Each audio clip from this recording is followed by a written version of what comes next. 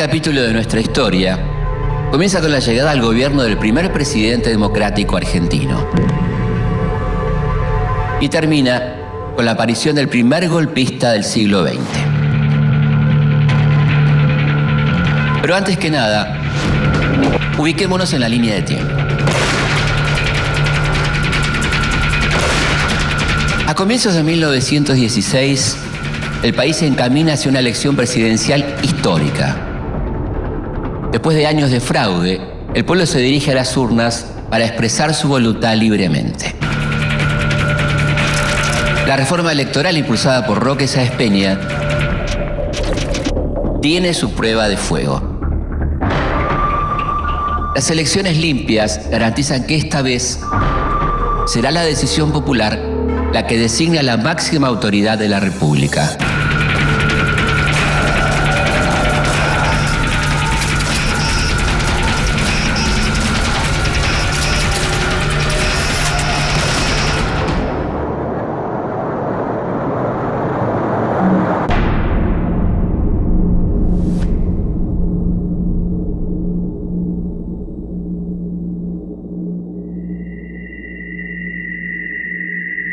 Entre los grupos conservadores, acostumbrados al fraude y otros mecanismos turbios, crece el nerviosismo.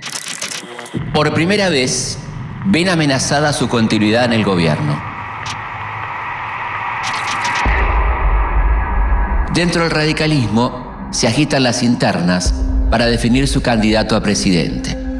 El nombre de Hipólito Yrigoyen suena con mucha fuerza.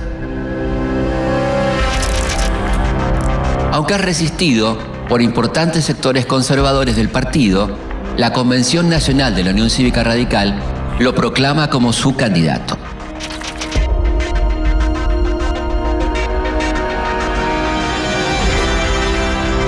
Hipólito Yrigoyen nace en 1852 en la ciudad de Buenos Aires. Va a ser el hombre más discutido y aceptado, odiado y amado durante los próximos 30 años del siglo XX. Para sus fieles seguidores es único, leal, sincero, noble y hasta santo. Para sus enemigos es ignorante, vengativo, simulador, egoísta y el mismo diablo. Para promocionar su candidatura, Yrigoyen recorre todo el país. Es la primera vez que un candidato a presidente hace campaña electoral para convencer a la ciudadanía de que lo vote. Pero llamativamente, Yrigoyen casi no realiza discursos y apenas se muestra frente a sus seguidores.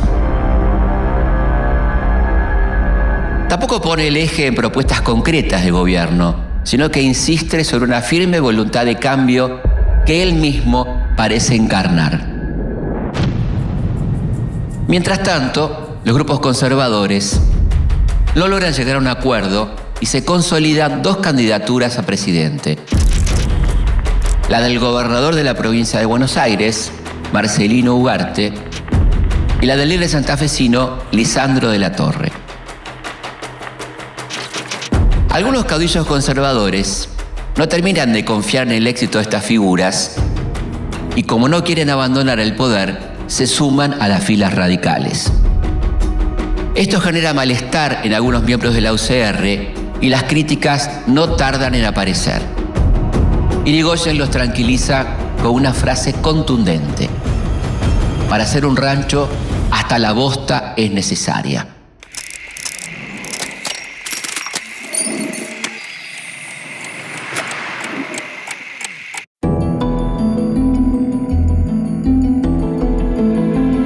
Finalmente, el 2 de abril de 1916 se celebran las elecciones.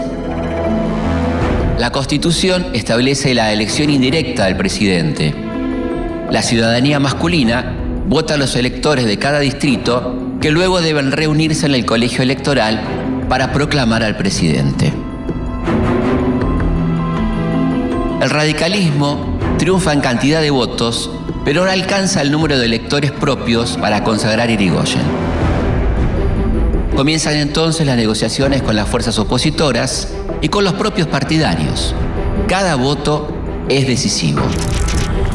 Faltan pocos días para la reunión del colegio electoral y parece que nadie está dispuesto a dar el brazo a torcer.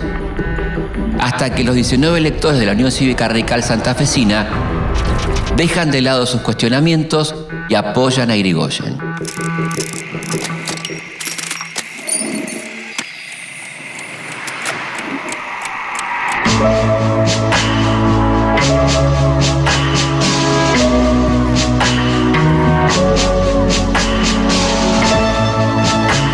Con apenas un voto más de los necesarios, el país tiene un nuevo presidente. En un hecho inédito, el pueblo colma las calles para acompañar la asunción presidencial el 12 de octubre de 1916.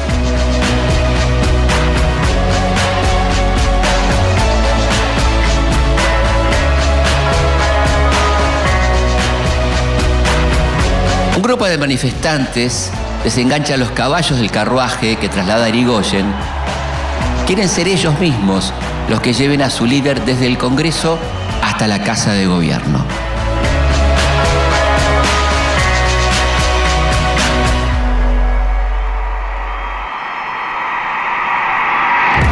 Con la llegada de Irigoyen a la presidencia, los espacios de poder se abren a los sectores populares. Los ciudadanos dejan de ver a la Casa Rosada como un lugar reservado para la élite dirigente y se animan a transitar por sus pasillos. La presidencia de Irigoyen genera un nuevo escenario político donde todas las fuerzas tienen que reacomodarse.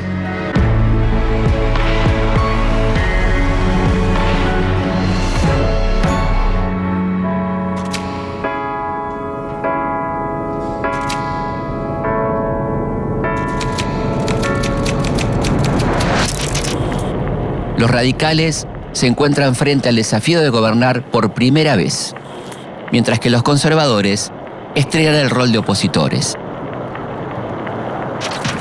Este nuevo rol no parece agradarles. A sus ojos gobierna la chusma radical.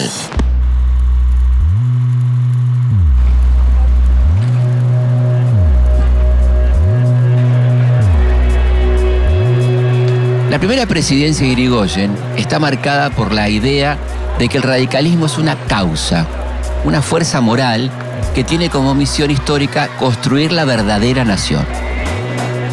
El partido es la herramienta para lograrlo, y al ser la verdadera expresión del pueblo, nada es legítimo por fuera de él. Por eso Irigoyen interviene en las provincias gobernadas por los conservadores, cambiando por completo el mapa del poder de la Argentina. Si en 1916 solo Santa Fe, Córdoba y Tucumán tienen gobiernos radicales, 6 años después casi no hay provincias que no gobierne la UCR.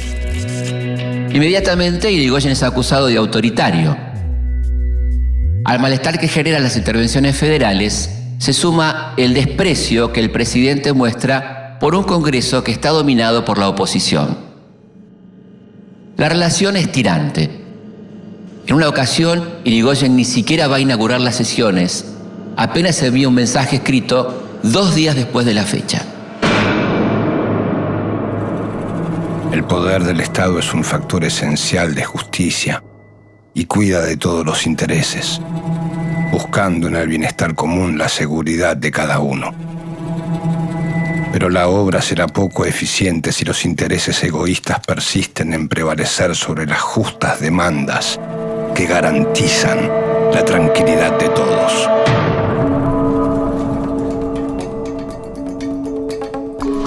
Los conservadores responden con igual indiferencia cada vez que el gobierno envía sus proyectos de ley. Desde algunos sectores de la prensa ven al nuevo gobierno como un intruso en la historia argentina que ellos pretenden escribir. El diario Crítica, muy popular por entonces, está ligado al proyecto político de Marcelino Ugarte y se convierte en uno de los más fervientes opositores. Al frente de la redacción de Crítica se encuentra Natalio Botana, un joven que con solo 28 años se convierte en uno de los hombres más poderosos de su tiempo.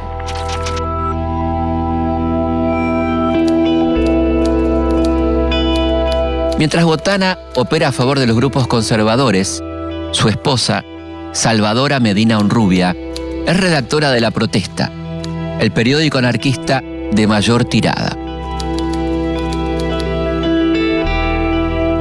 Transgresora y audaz, Salvadora milita activamente dentro del anarquismo, participa en barricadas y pronuncia encendidos discursos. Por su belleza y sus convicciones, la llaman la Venus Roja. El matrimonio Botana-Honrubia es una de las parejas más excéntricas y misteriosas del Buenos Aires de la época. Irigoyen tiene un estilo de conducción personalista donde nada escapa a su control. Él mismo recorre las oficinas públicas y supervisa el trabajo de todos y cada uno de los empleados. Ni el funcionario de más baja categoría es nombrado sin su consentimiento. La austeridad es otro de los sellos que Irigoyen busca imponer a su gobierno. Recorta el pago de pasajes, suprime la mayoría de los teléfonos y traslada a los empleados de oficinas alquiladas a edificios propios. Irigoyen busca dar el ejemplo con su propia conducta. Paga de su bolsillo el arreglo del auto presidencial, igual que la bebida y la comida que consume durante la jornada de trabajo. La llegada a la presidencia parece cambiarle poco la vida. Mantiene su domicilio y usa la misma ropa que supo estar de moda allá por 1890. Mientras se suceden los primeros años de su gobierno, los efectos de la Primera Guerra Mundial se hacen notar en la economía argentina. Comienza un nuevo momento en la historia del siglo y los hombres se olvidan de que lo son y se matan entre ellos. Donde vivió una sonrisa, ahora habita una cruz. El gesto humano, leve como el aire, es ceniza. Barro.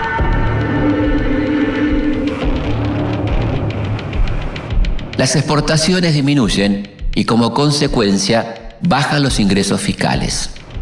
Al mismo tiempo, aumenta el precio de los productos importados que consume la mayoría de la población.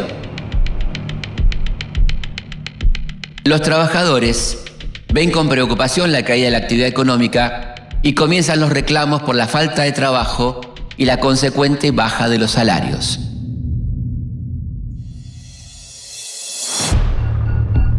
Además de los efectos económicos de la Primera Guerra Mundial, del exterior también llegan los ecos de la Revolución Rusa.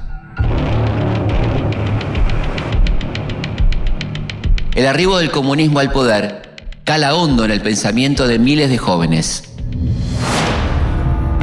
Hacia fines de 1917, estalla en Córdoba la revuelta estudiantil que exige cambios profundos en la estructura universitaria a la que considera conservadora y elitista. Irigoyen advierte en el conflicto estudiantil una prolongación de su lucha contra la política conservadora y actúa a favor de los reclamos. Dicta la intervención federal de la universidad y los cambios quedan plasmados en la llamada reforma universitaria que se extiende a otras casas de estudio del país e incluso de América Latina. Los estudiantes demandan la renovación de la planta docente y el cambio de los planes de estudio, el estatuto y el sistema de gobierno, cuyos cargos son de carácter vitalicio y a los que se accede sin ningún tipo de concurso. En la Argentina se viven tiempos de cambio y así también lo siente la población. A la Casa Rosada llegan personas que quieren ver a Irigoyen para pedirle trabajo o una jubilación.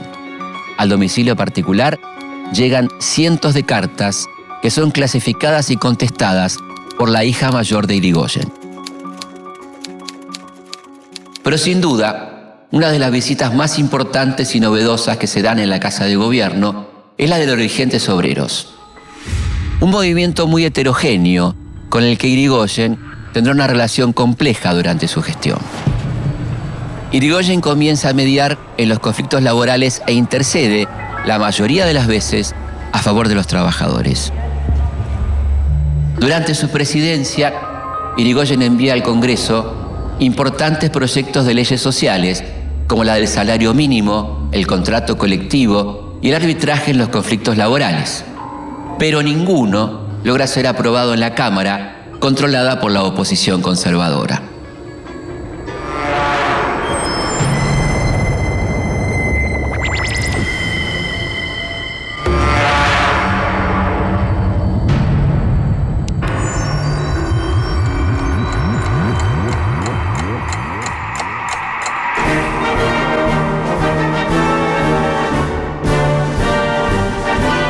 En 1918, el fin de la Primera Guerra Mundial cambia el escenario económico de la Argentina.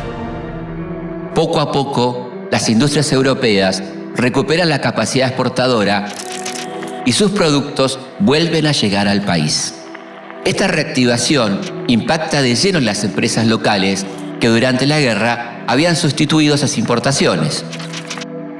Al ver amenazada su rentabilidad, comienzan a recortar los salarios de sus empleados y en muchos casos reducen personal. Esto sucede en los talleres metalúrgicos Bacena, ubicados en el sur de la ciudad de Buenos Aires.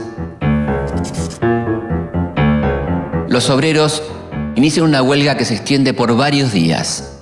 La empresa no logra llegar a un acuerdo que destrabe el conflicto y para reanudar la producción contrata a los llamados rompehuelgas o carneros.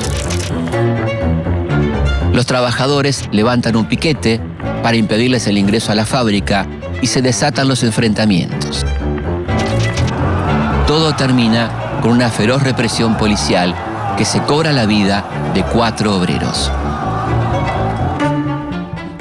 Frente a la violencia estatal, los anarquistas reunidos en la FORA, Federación Obrera Regional Argentina, convocan a un paro para el 9 de enero de 1919. La prensa fogonea el fantasma de una inminente revolución, alimentando el terror en las clases más acomodadas. Todo confluye en jornadas decisivas de movilización y represión que pasan a la historia como la Semana Trágica.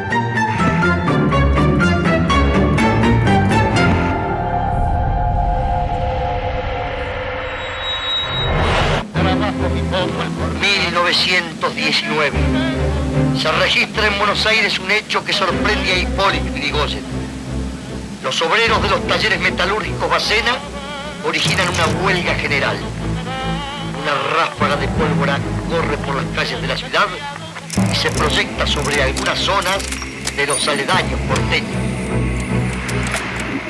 El 9 de enero de 1919, el país se paraliza en una contundente huelga general. Ese día es también la fecha fijada para el entierro de los muertos durante la represión en los talleres Bacena. El cortejo fúnebre se transforma en una manifestación de protesta y repudio al accionar de la policía. Una multitud de obreros de todas las tendencias cruza la ciudad desde Barracas hasta el cementerio de la Chacarita para darle sepultura a las víctimas. Durante el trayecto, la policía intenta disolver la concentración, pero a pesar de los tiros y los enfrentamientos, el pueblo trabajador no abandona a esos muertos que siente como propios. Entre la multitud de obreros está Salvadora Medina Honrubia, la esposa de Botana, el dueño del diario Crítica. Salvadora se hace presente en su condición de comprometida militante anarquista. Salvadora se sube a los ataúdes cubiertos de banderas rojas y negras y pronuncia un fervoroso discurso que enciende a la multitud.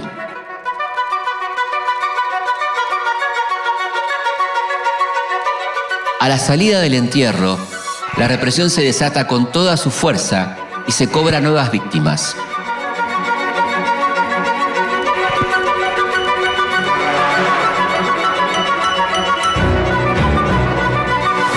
Según las cifras oficiales, son 12 los muertos y 200 los heridos. Las organizaciones obreras, en cambio, hablan de 100 muertos y más de 400 heridos. El Estado no está solo a la hora de reprimir a los obreros. Un puñado de jóvenes de las clases altas se suman a la tarea. Se hacen llamar la Liga Patriótica Argentina y son conducidos por Manuel Carles. La Liga Patriótica es una fuerza parapolicial que sale a la calle para hacer su propia cacería.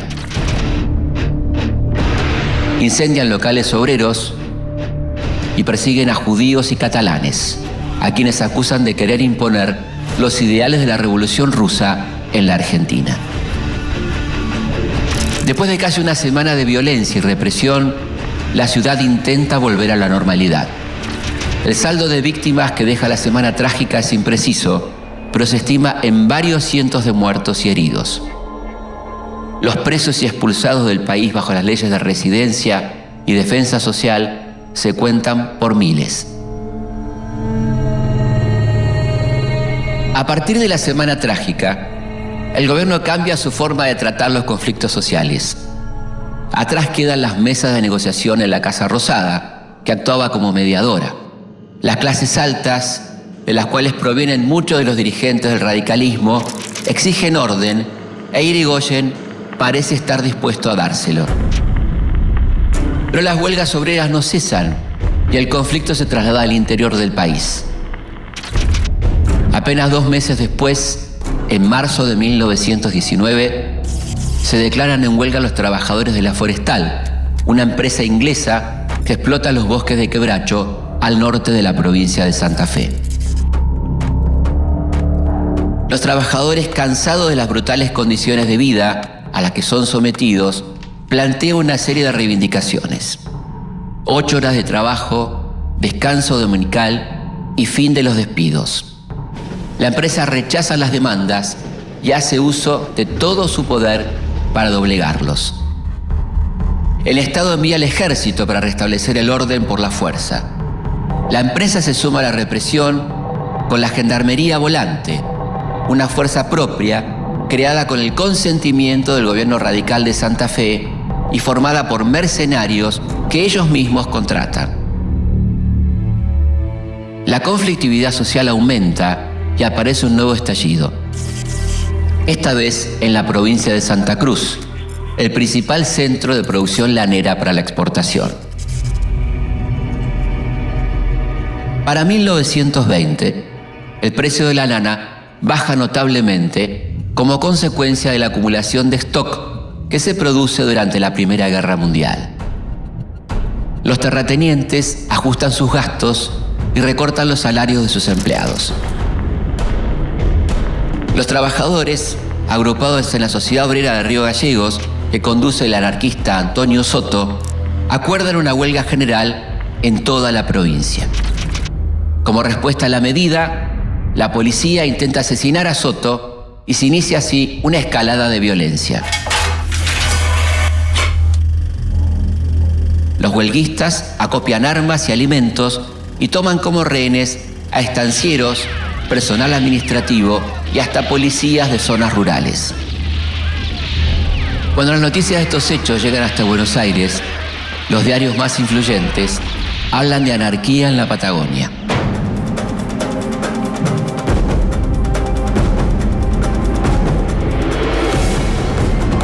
Ante el desborde de la situación, Irigoyen envía fuerzas militares a cargo del teniente coronel Héctor Benigno Varela para negociar con los huelguistas.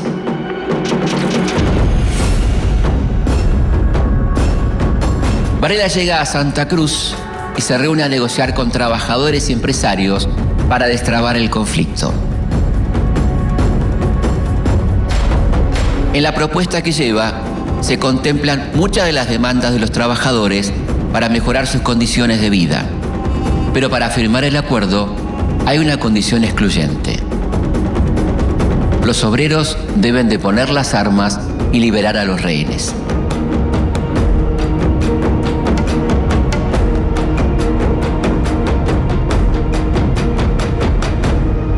Varela consigue que el 30 de enero de 1921 se firme el convenio que pone fin a la huelga. Con la tarea cumplida, regresa a Buenos Aires. Pero cuando las tropas nacionales dejan Santa Cruz, los estancieros no cumplen con lo pactado. No solo desconocen el convenio, también lanzan una feroz persecución a los dirigentes obreros.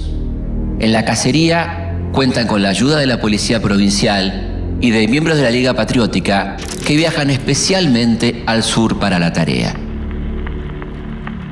En respuesta a la represión, los obreros reanudan la huelga. La noticia llega a Buenos Aires y en octubre del 21, Varela viaja nuevamente para lograr un arreglo definitivo del conflicto. Cuando llega a la Patagonia, Varela encuentra un panorama caótico y así se lo hace saber al presidente Irigoyen en un duro informe que le escribe. Esta vez el militar no negocia con los huelguistas. Les comunica que impondrá la pena de fusilamiento a quienes continúen con la medida de fuerza. Los trabajadores no acatan el ultimátum y se desata una terrible represión.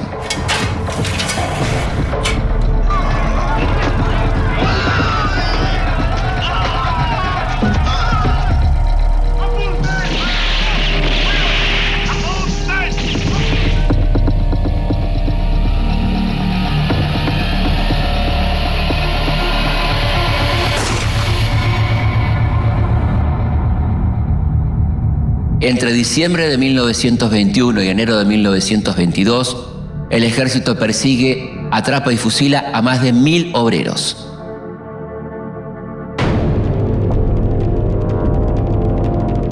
En Buenos Aires, solo los diarios anarquistas denuncian lo que sucede en la Patagonia. El resto de los periódicos, aún los opositores al gobierno de Irigoyen, callan la terrible matanza.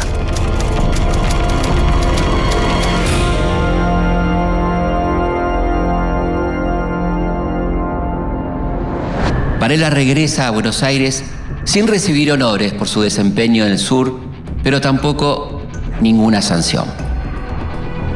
Para los anarquistas, en cambio, no pasa al olvido.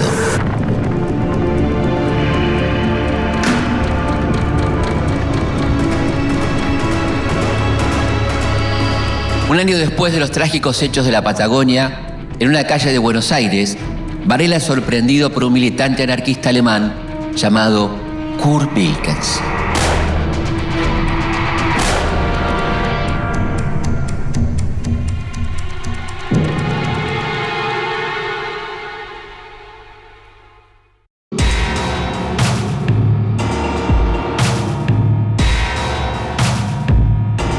Para 1922, el mercado internacional se recupera, la economía argentina repunta y como consecuencia se reducen las tensiones sociales. Mientras tanto, la cercanía de las elecciones presidenciales vuelve a poner en vilo a la UCR. Sin la posibilidad de la reelección para Irigoyen, los grupos que resisten su liderazgo se sienten en ventaja e intentan ganar terreno. Consciente de las internas, Irigoyen busca un candidato que pueda reunificar el partido. El elegido es Marcelo de Alvear. Alvear es un miembro del patriciado que no abandona sus marcas de élite social para militar dentro de un partido popular como lo es la UCR. Su comunicación con los grupos de poder económico y político es excelente.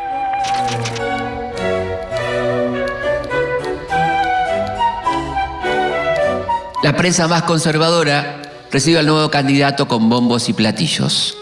Para el diario La Nación, es un hombre capaz de restablecer el imperio del régimen constitucional y su sola presencia en el poder ejecutivo es la garantía de un gobierno recto y ecuánime.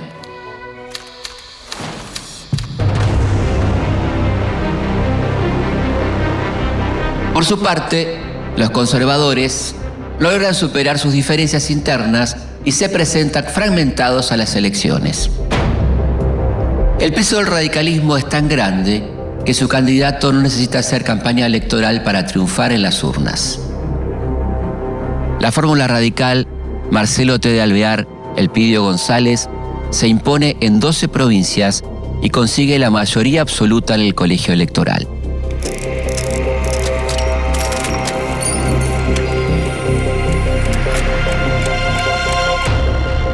Alvear retorna entonces de su residencia en Francia, donde se desempeña como embajador para asumir como presidente.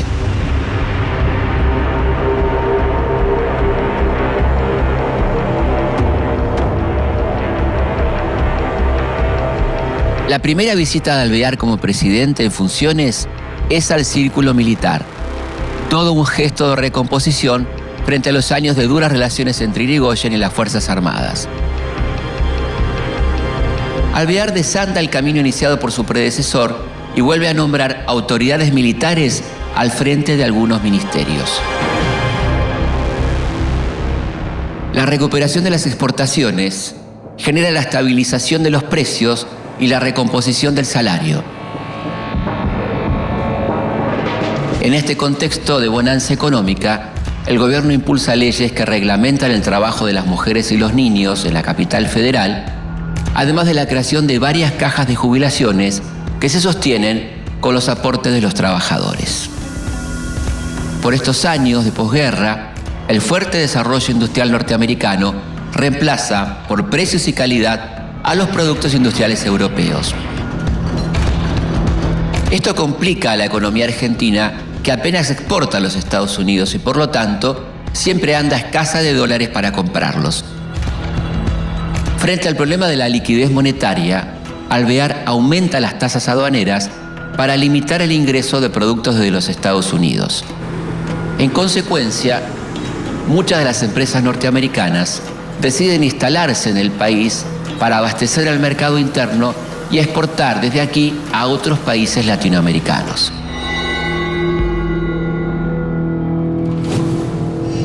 La escasez de dólares se agrava cuando Estados Unidos prohíbe el ingreso de carne argentina en su territorio. La excusa es un brote de aftosa, una enfermedad que, si bien dificulta el engorde del animal, no genera efectos nocivos en la salud de los consumidores. La sociedad rural no duda en alzar la voz y exigirle al gobierno comprar a quien los compra, es decir, a Inglaterra. Apremiado por la falta de divisas, Alvear toma una decisión trascendental: impulsar la empresa estatal de petróleo, YPF, creada durante el gobierno de Irigoyen. Entiende que allí puede estar la clave para ahorrar cientos de miles de dólares en importaciones de combustibles. Para conducir YPF, Alvear convoca al general e ingeniero Enrique Mosconi, un especialista en temas energéticos con una amplia carrera ligada al petróleo.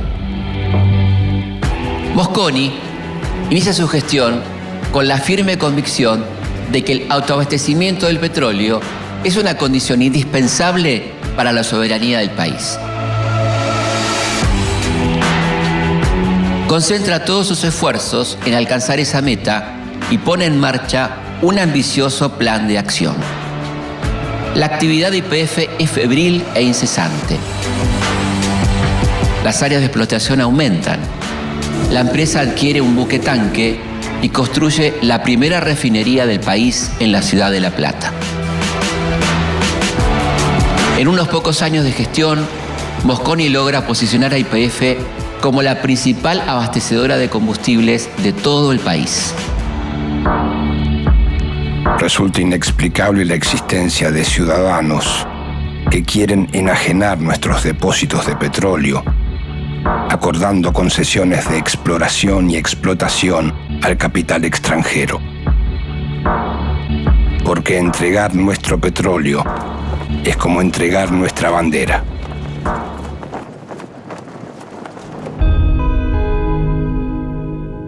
Durante el gobierno de Alvear, las Fuerzas Armadas atraviesan un periodo de expansión.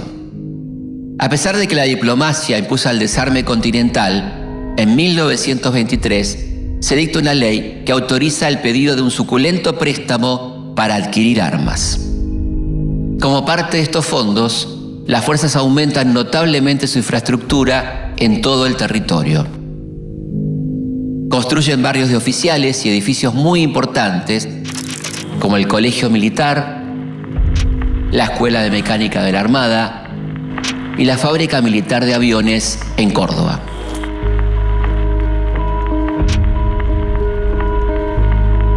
Mientras el ejército argentino se fortalece, en Europa avanza el nacionalismo de derecha. El fascismo hace pie en Italia de la mano de Benito Mussolini y en Portugal se instala la dictadura del general Antonio de Oliveira Salazar. En Alemania ya comienza a hablarse de un tal Adolf Hitler. En la Argentina, estos nacionalistas se nuclean en ligas militares, grupos intelectuales o fuerzas de choque como la Liga Patriótica. Por su parte, el ministro de Guerra, Agustín Justo, prohíbe a los militares participar en cualquier actividad política bajo la excusa de la disciplina, pero al mismo tiempo inicia un proceso de limpieza dentro de las fuerzas en el que aparta a los hombres ligados al irigoyenismo. Dentro del radicalismo también se reacomodan las piezas. Aunque no está en el poder, Irigoyen sigue marcando el pulso del partido. Alvear le es leal e intenta durante su gobierno mantener el equilibrio entre quienes lo apoyan y quienes lo rechazan. Pero en 1924, esta delicada estabilidad se quiebra y el radicalismo se divide en dos: los personalistas y los antipersonalistas, que están en contra de Hipólito Yrigoyen. Cuando llegan las elecciones presidenciales de 1928, las internas se agudizan. El deseo de ver derrotado a Yrigoyen transforma a antiguos enemigos en aliados. Tal es así que algunos sectores del radicalismo antipersonalista buscan aunar fuerzas con grupos conservadores. Pero a pesar de los esfuerzos, la fórmula Hipólito Yrigoyen-Francisco Beiró se impone en las urnas por el doble de los votos.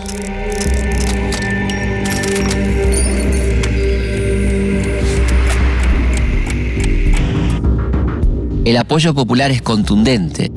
El irigoyenismo triunfa en 14 provincias y logra el control de la Cámara de Diputados. Irigoyen vuelve fortalecido a la presidencia en 1928. La rotunda victoria le confirma a sus opositores que no va a ser fácil desalojarlo del poder a través de las urnas.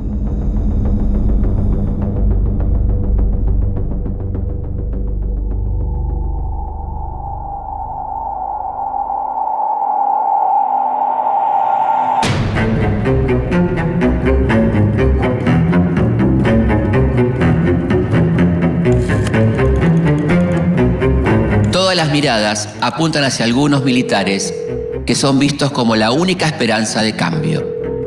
Los rumores de un posible golpe de Estado agitan la ciudad. Las declaraciones del ministro de Guerra, Agustín Justo, no hacen más que alentar estas versiones. Sin embargo, el grueso de la fuerza permanece leal a Irigoyen. Mientras tanto, el mundo se encamina hacia una feroz recesión económica que impacta con fuerza en la balanza comercial argentina. En un contexto de crisis donde no hay crédito internacional, las posibilidades de importar son cada vez menores y las exportaciones se reducen notablemente.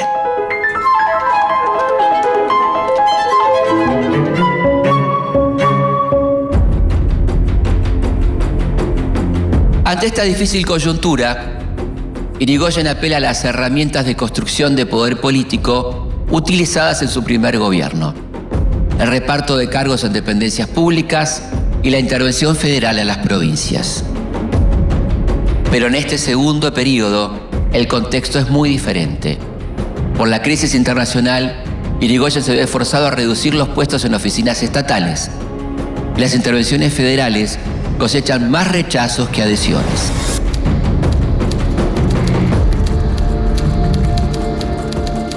La prensa opositora se aferra a las dificultades de la gestión radical y lanza una campaña para desgastar la figura de Irigoyen. Desde el diario Crítica lo llaman el peludo que vive en la cueva de la calle Brasil. Lo acusan de entregar puestos en el Estado a cambio de manosear mujeres. Y no tiene empacho en calificarlo como caudillejo rencoroso, ignorante, hipócrita y deshonesto. En este clima adverso, Irigoyen busca retomar la iniciativa y hace una apuesta fuerte. Propone la nacionalización del petróleo. La idea entusiasma a grupos que son generalmente reacios a la gestión radical, como los sectores nacionalistas del ejército y los terratenientes. Irigoyen consigue aprobar el proyecto de ley en la Cámara de Diputados, pero queda trabado en senadores por la presión de las provincias petroleras que quieren mantener la explotación del recurso. De esta forma, una propuesta que parecía destinada al éxito termina en un nuevo dolor de cabeza para la gestión radical. Son las 11:30 de la mañana del 24 de diciembre de 1929. La ciudad bulle de actividad. Es la víspera de Nochebuena y las familias preparan las comidas tradicionales de Navidad. Mientras tanto, Irigoyen sale de su hogar con rumbo a la Casa Rosada. A los pocos metros, un joven se abalanza hacia él y sin que le tiemble el pulso, dispara 5 veces sobre el presidente.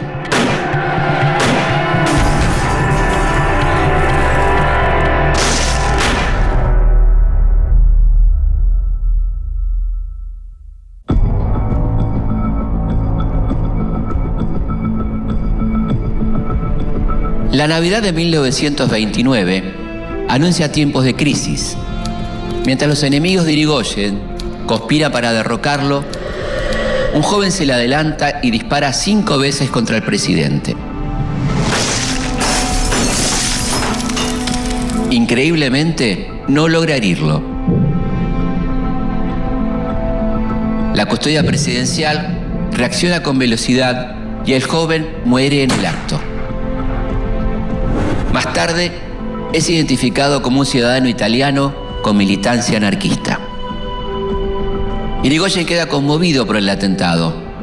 El eco de la represión desatada durante su primera presidencia continúa retumbando en las calles.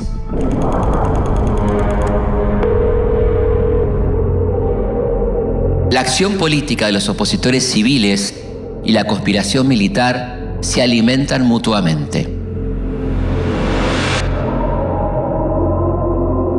El discurso que se instala es que el presidente tiene los días contados por su pérdida de popularidad y por su delicado estado de salud.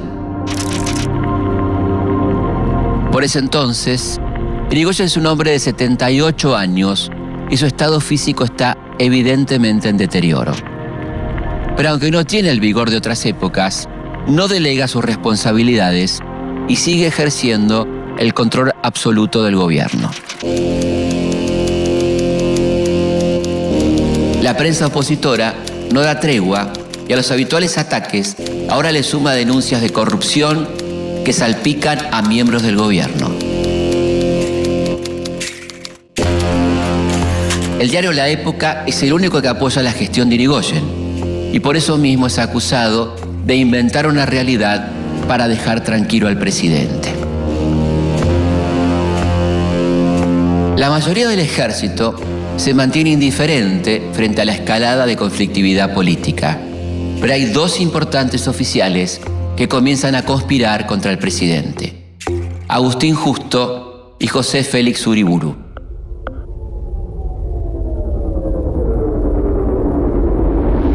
Uriburu nace en el seno de una familia tradicional que supo acomodarse en el esquema de poder previo a la reforma de la ley Sáenz Peña. Es un confeso admirador de los regímenes políticos que nacen en Europa luego de la Primera Guerra Mundial, y es por esto que el nacionalismo de derecha ve en él al líder indicado para transformar la Argentina.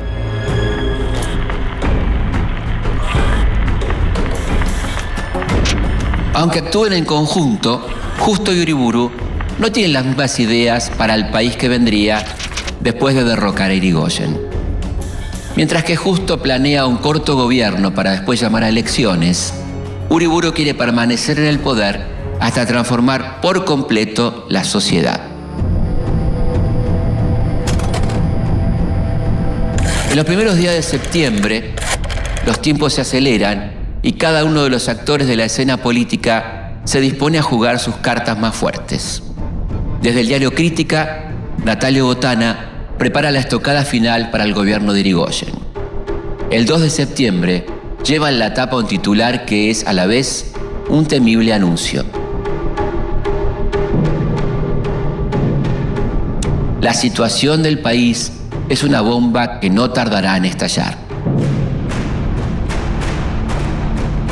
El panorama termina de oscurecerse el 5 de septiembre de 1930.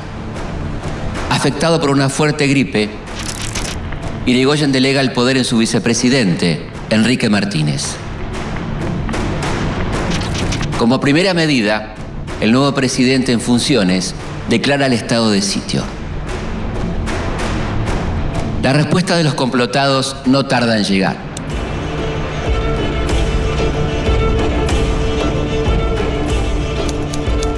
Esa misma noche, la actividad en la redacción del diario Crítica es febril. Allí se imprimen los volantes con los que los golpistas pretenden incitar a la ciudadanía a sumarse a lo que ellos llaman una revolución. En la madrugada del 6 de septiembre, el general Uriburu subleva el colegio militar sin encontrar oposición alguna. Al mismo tiempo, desde la base aérea de Palomar, parten los aviones que lanzan sobre las calles de la ciudad los volantes impresos por el diario Crítica.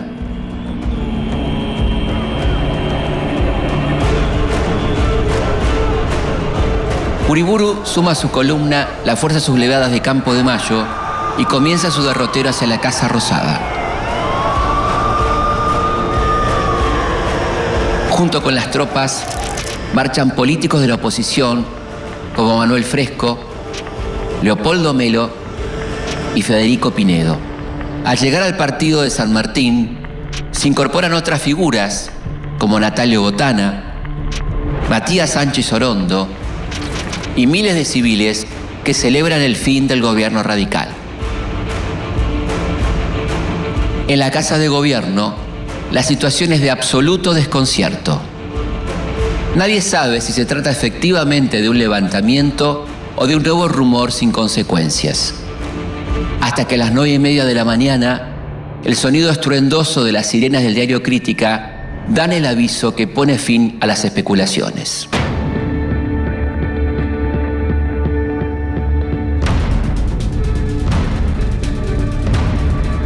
A pesar de estar en reposo por su enfermedad, Irigoyen planea la resistencia. Apenas se entera de lo que sucede, ordena a los militantes radicales que salgan a las calles.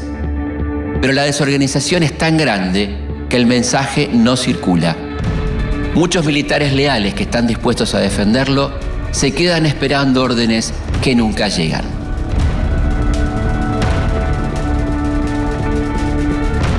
Cercado y sin margen de acción, Hipólito Yrigoyen se entrega al Regimiento 7 de La Plata, donde le garantizan que su vida no corre peligro.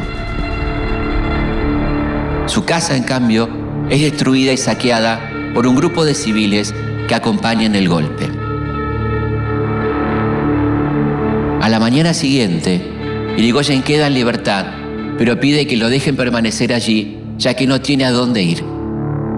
Pronto, los militares le encuentran un destino: la isla Martín García, a donde es confinado. La corriente enérgica y pura que viene con vosotros significa renovación y juventud, paz y progreso, orden y jerarquía de valores en vuestra vida pública intoxicada.